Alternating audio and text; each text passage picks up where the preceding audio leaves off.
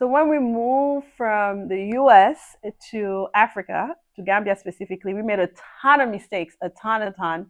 And so I brought my husband with me here today so we can talk about the seven biggest mistakes we made when we moved so that you don't make the same mistakes. So stay tuned. Let's get into it.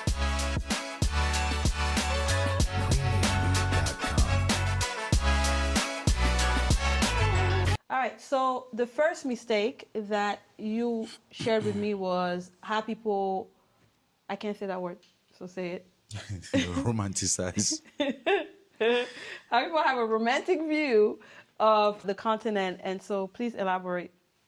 Yeah, basically, what we were discussing is that a lot of the times people make decisions based on a very short visit and the experience that they had during that visit. For instance, you travel to an African country, you enjoy the lifestyle, you enjoy the glamour and the top life, and you live with someone who's rich and they have maids and all of that, and it just makes you position yourself in that person's place, and you're like, this could be my life, because that's what we all cherish, that's what we all work hard for, and you base your decisions based off of that.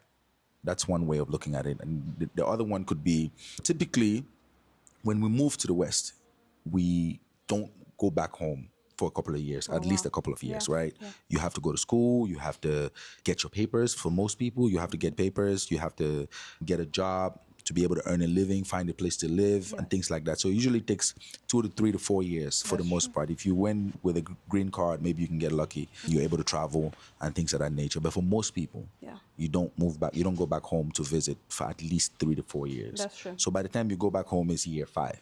You've been 5 years away. Things have changed. You've also developed new ways of thinking, new ideas, a Western way of seeing things. So you're not going back as the same person.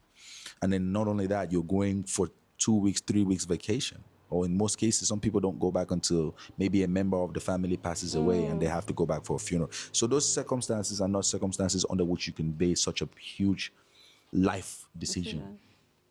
So one thing you notice, most people who come here and fail or don't do too well is they make those decisions based off of emotional triggers, right? And I think that's one of the biggest mistakes, because that's where it starts. It starts with the decision. Before you can actually, if you're not making that decision from a clear state of mind, it's hard for you to go into thinking, okay, what country is best for me? Or maybe I should move back home, because that's another issue we have with the whole romanticizing issue. You romanticize even your own home, your own place of birth. You believe that's the best place for you to go, even though the data might show that it's not. And even though there are 54 countries on this beautiful continent, there's so many other places you can go to. Yeah, that's the big thing. I can go in deeper, but that's the big thing for me. That's a big one, because I've heard you during coaching sessions, your relocation coaching sessions, asking people like, oh, I'm moving to Ghana, or I'm moving to Ivory Coast. And when you ask why, oh, I went there for a friend's birthday and it was lit. I like the people, they are nice. And that's great, but that's very superficial. I've gone to I was in Bali. The people are very nice. Okay, but that doesn't mean I should move. Everybody is nice when you're there for 2 weeks and you're spending a whole lot of money, but there are other things you want to consider. Exactly. Okay. Exactly. The reality would always set in. And I don't go for this nice stuff, because everyone is supposed to be nice. I don't give you extra kudos for being nice. That is your duty as a fellow human, is to be nice. But I do want to understand the culture where I'm moving to. I want to understand how far the money goes. I want to understand, because that bougie lifestyle is everywhere. There are rich people in every part of this continent. That's true. You're going to find that everywhere. You also find a lot of poor people. Yes. You also find a lot of greed, a lot of people willing to take advantage. Where there's poverty, there's always that means for people to take advantage of others.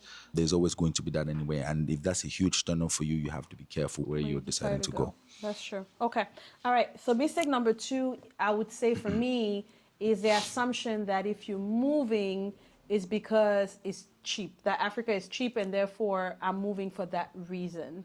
I think that people get surprised. I remember seeing a study, don't quote me on it, but about 75% of people by year 5, if not earlier, have returned back.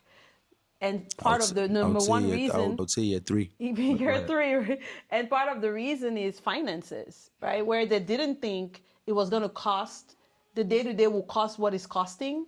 And so they come in, or they maybe thought that something will pop up faster. I'll come in, boom, I start a business, and they realize that the money they brought in is not going as far as they thought it would go.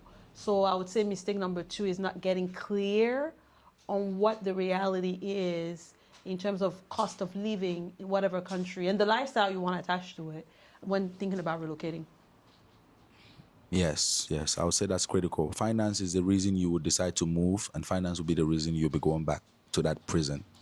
Unfortunately, for most people, it always boils down to the money at the end of the day. I think the first thing we have to acknowledge is that everyone wants to live a life where they thrive. Yeah.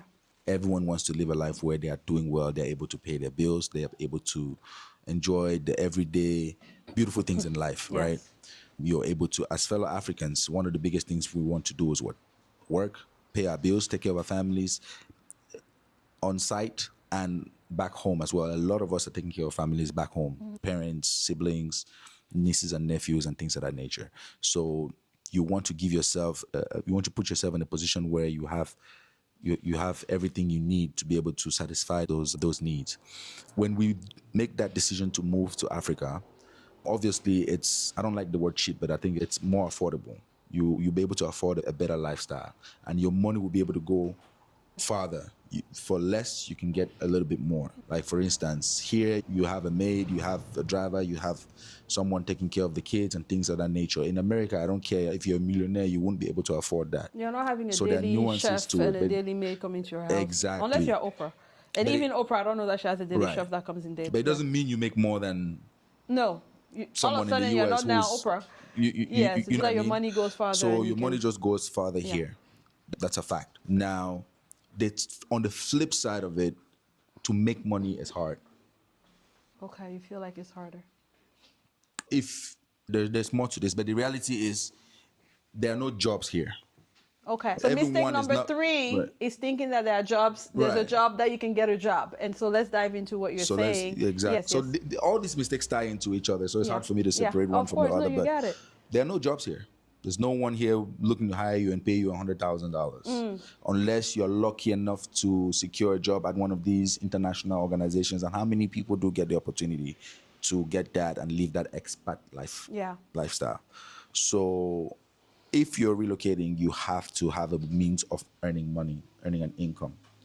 The first couple of years, because of my tech background, I was able to work remotely and things of that nature. But eventually it got real. When people had to go back to the office, I had to make a decision and go into business.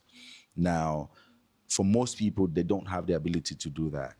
So that's why you see less people, even though they want to make that decision, it's very difficult for them to decide to do that, because it's almost like it's almost like suicide in a way. If you're not able to sustain it here for a long time, then what's the point? Yeah. Okay, that's a good one. I would say a caveat is you can be broke anywhere, but I'd rather be broke in the West, because at least you can apply for food stamp. At least, and if you're coming from Europe, even more, because the government got you covered. And I feel like here, you're banking, or you might have family, yes, as like your backup and things like that, but the government nobody's coming to. I don't think those things are set up. There are certain things like in the West, I think we all know that we're all in the same boat. So we all have that empathy for one another. We all understand that, hey, that's the system. Yeah. You work, you pay bills, and then the money evaporates. And then you do it again the next month. Yeah. I think everyone has that understanding. So you feel for one another. Here is not the case. Once you move back to Africa, they will always assume you're rich. Who is they? The locals. Okay. So it could be your family members, it could be your friends. Everyone, wherever you move to, they will always assume you're rich as long as you're from America, you're from the UK, and you're here living in a nice house. Don't bother explaining to someone you don't have money for Something. A or B or something like that. So that comes with pressure. It comes with expectations. And that is forever pressure, forever expectation. It's never going to change. Yeah. There will never come a time when you will be able to convince your family that you don't have it as much as you used to anymore. Because the moment they think they have a problem, the moment something comes up, you're the first person they're thinking about. The moment there's a little bit of stress, they come to you. The same way they will come to you when you were in the US. It doesn't change. I've had to tell people, listen, I live in Africa now. I've had to, and it's almost like it hasn't clicked fully in their mind that we moved though. No, it never clicks. Actually, in their minds, it's worse because now you're actually living a bigger life, a better life. Okay. So it's actually worse. And it's funny because you would explain to someone, they would say, oh, they understand. But can I get that 50,000? Can I get that 50,000? Yeah. So on the one side, there's that understanding, but on the other side, there's no empathy. You can do it. I know you can do it. I know you have it. Yeah. And there's that you have to deal with on a consistent basis. That's why you see most people come here and just live a very quiet life and don't want to get too involved and things of that nature. Okay. I think that's another thing you have to also consider. There's the weight of expectations. Oh, come on with a word. Come on with a title for a book. Yeah. Weight of expectation. Okay. Awesome. That's really good. The next mistake I would say for me was starting a business too soon. I felt like the first business venture was started too soon and feeling like almost a pressure of you got to do something. Because to your point, you saved up, you brought a little bit of money, and so you feel like, okay, I got to do something.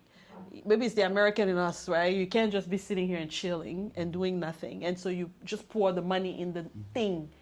And I think that's a huge mistake, unless you got some coaching. Because now with what we do, we are able to coach people and say, don't do that, do this, don't do that, do this. But a silly idea, a silly thing when we were first in the US and we'll visit a country and be like, why don't they have a U-Haul? They should have a U-Haul company. Because if you want to move, there's no U-Haul company or warehouse. So you can start that. And then you move. It sounds good on paper. And then you realize when we were moving things, furniture to the office, you don't need no U-Haul. They're going to use donkeys and a car, the taxi to bring. They are good. So I think starting a business without the understanding or without having a guide on the ground is starting it too soon is a huge mistake, in my opinion. I don't know what you think. Yeah, I think that's valid. I think for us, it was a great idea, but I don't think we had a great understanding of the ecosystem, a great understanding of the culture, and just all around work ethic. Things like that. So I think that varies from country to country. I don't think it's an African thing. No.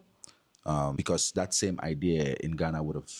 It works really well in Nigeria as we speak right now. It would have exploded. Yeah. Again, there are nuances to it. But yes, I do agree with not pulling the trigger too fast when you do relocate, because it takes time to really understand the ecosystem. It takes time to really understand how business operates in set environment, even where you come from. Yes. More so if you're in an environment where you're not that familiar. It takes time to develop those relationships, because Africa, they believe in relationships. Yes. It's they want to feel you physically. They don't want to see you. So they'll actually give you time. They'll say, hey, are you just here for vacation, or are you here to really do this thing? Should I invest in you or should I not invest in you?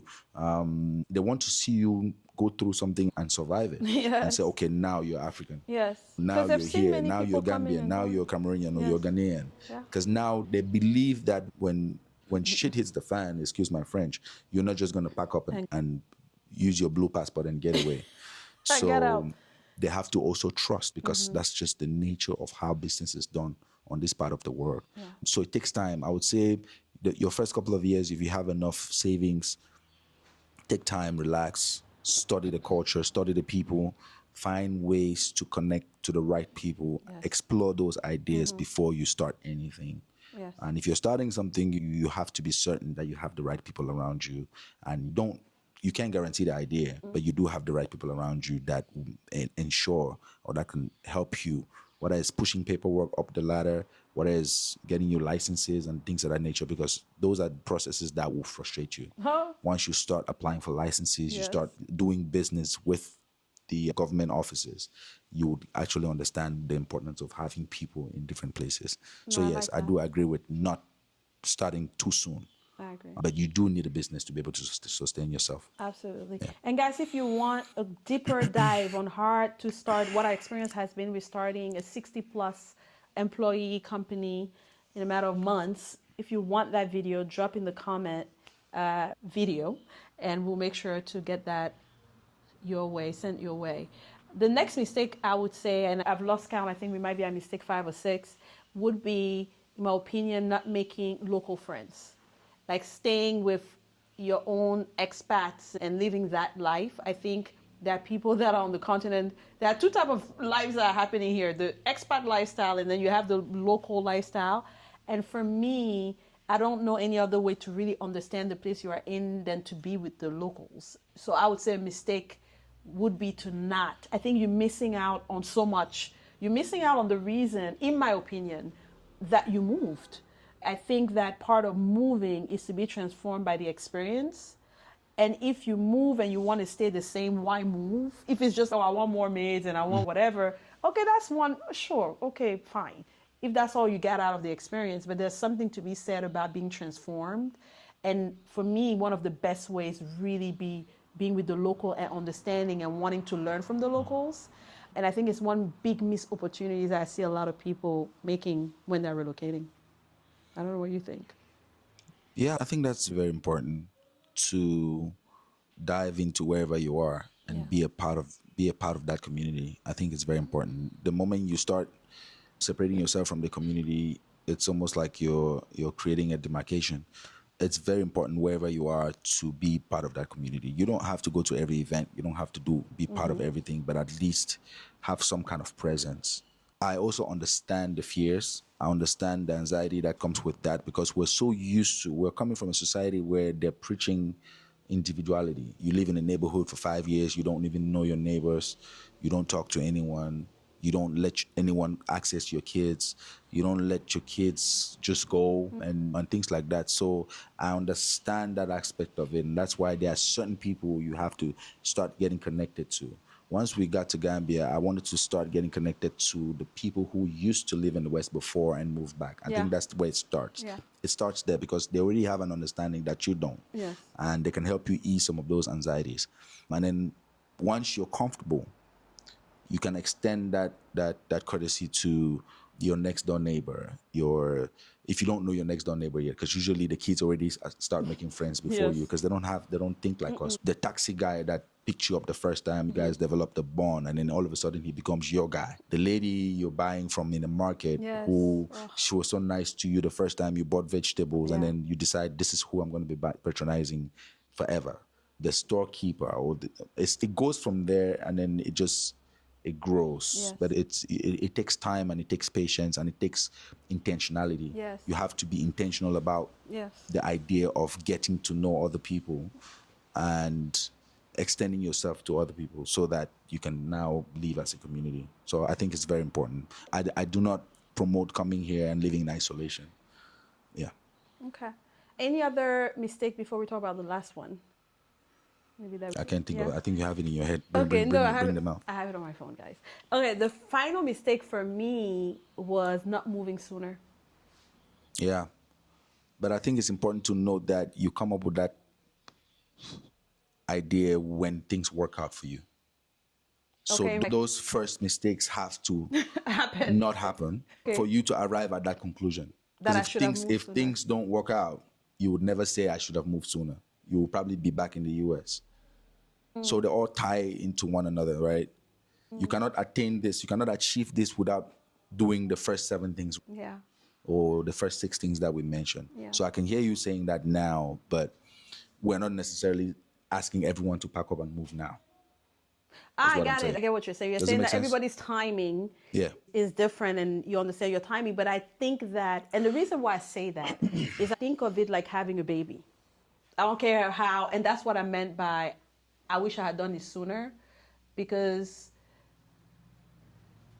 you're just going to go through it. Like, you're just going to have your own experience, your own version of it.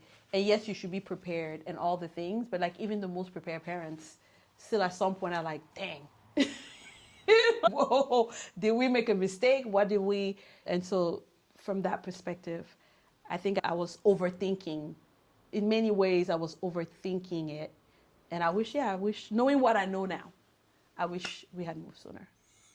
This might take. Yeah, I would say the same thing. I would say I wish we did it a lot sooner. But then again, it's still for the same reason. Yeah. Because things worked out. I believe things worked out. but I also understand the hesitance, understand the fear that comes into it. And I think that's why we have these conversations with this guy. I do know one thing though, when you start thinking about it and you start feeling it, it doesn't go away. That's true. Because I dragged for years. It doesn't go away. Once that feeling comes, it's like you're breaking out of a prison, and then they can open the door, but because you have that prison mentality, you still stay locked up. You have to actually walk out of that door and free yourself. It's a scary thing. It's a scary thing. During the slavery period, in some farms, they wouldn't even have fences. But they tormented the slaves so much, and they injected the fear of running away in them so much that they wouldn't even watch them, and these guys would remain in line. They would work. They would never run away. Yeah. You know what I mean? Because the one person that tried, they skinned that person in front of the whole farm. They embarrassed that person in front of the whole farm, in front of his wife, in front of his kids, and they made him such an example that just the thought of escaping the farm would terrorize you. I see it as almost the same thing.